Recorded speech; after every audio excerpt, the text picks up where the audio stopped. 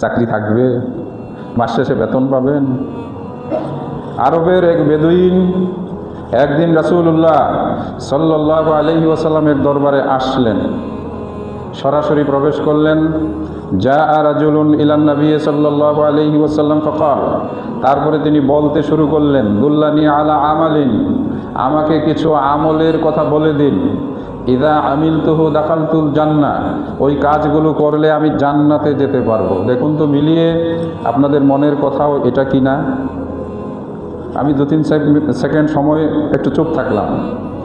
এক ব্যক্তি আল্লাহ রসুলে আসলেন, তার দরবারে, তার রুমে, তার কক্ষে ঢুকে বললেন, তারপরে বললেন, দুল্লানি আলা আমালিন, আমাকে কয়েকটি আমলের কথা বলে দিন। ইজা আমিলতুহু দাখালতুল জান্নাহ, ওই আমলগুলো যখন আমি করব বিনিময়ে আমি জান্নাতে যেতে পারবো। এই কথাগুলো কি আপনারও মনের কথা না? আজকে আমাদেরকে কিছু আমলের কথা বলে দিন, যে আমলগুলো করলে আমরা জান্নাতে যেতে পারবো। আমি আমার মুখ দিয়ে বললে তো হবে না। ফাকাল রাসূলুল্লাহ সাল্লাল্লাহু আলাইহি ওয়াসাল্লাম, অতএব আল্লাহর রাসূল তাকে লক্ষ্য করে বললেন, তা'বুদুল্লাহ, তুমি আল্লাহর ইবাদত করবে, গোলামি করবে, তার হুকুম মেনে চলবে। প্রথম কথা। ওয়ালা তুশরিকু বিহি শাইআ, আল্লাহর সঙ্গে কাউকে কোনো অবস্থাতেই কোনো শরীক বানাবে না। মনে থাকবে, ইবাদত আল্লাহর করতেই হবে যদি আপনি আল্লাহর কাছ থেকে জান্নাত পেতে চান।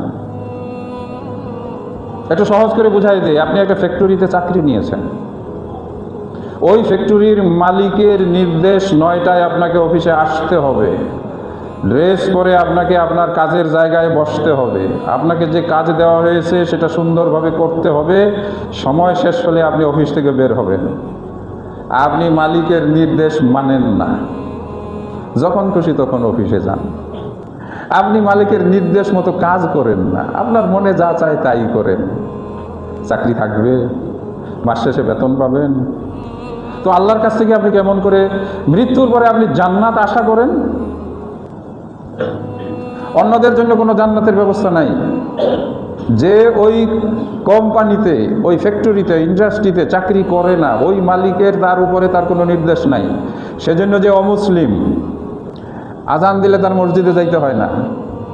কারণ কি? যে সে আল্লাহকেই তো আল্লাহ বলে মানে না। তার ফায়সালা মৃত্যুর পর, ঠিকানা হবে কোথায়? জাহান্নাম। আপনি যেহেতু আল্লাহকে মেনে নিয়েছেন, এই কথা ঘোষণা দিয়ে, লা ইলাহা ইল্লাল্লাহ, আমার ইলাহ, আমার মাবুদ, আমার রব, আমার জীবনদাতা, আমার জীবিকাদাতা একমাত্র আল্লাহ।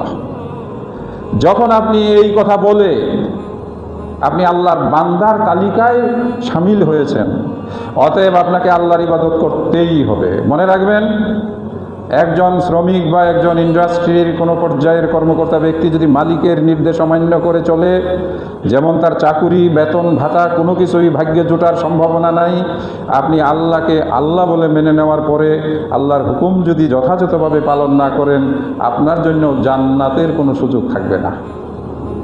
কিন্তু মালিক আপনার জন্য জান্নাতে যাওয়ার ব্যবস্থা সহজ করে দিয়েছেন। কথাগুলো শুনতে হবে, তারপরে খুব তাড়াতাড়ি ভুলতে হবে, যেটা আমাদের স্বভাব।